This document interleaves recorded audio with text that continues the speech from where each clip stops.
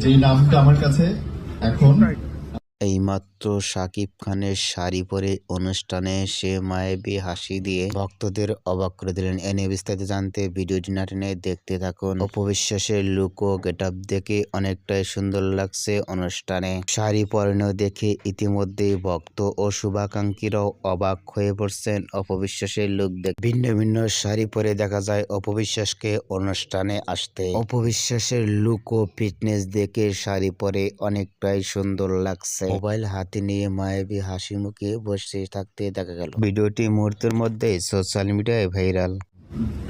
যেই নামটা আমার কাছে এখন অপবিশ্বাসকে শাড়ি পরনে অনুষ্ঠানে দেখে আপনাদের কেমন লাগলো নিচে কমেন্ট বক্সে জানিয়ে দিন। নিত্য নতুন ভিডিও পেতে চ্যানেলটি সাবস্ক্রাইব করে পাশে থাকা বেল বাটনটি বাজিয়ে দিন। পুরো ভিডিওটি উপভোগ করার জন্য অসংখ্য ধন্যবাদ।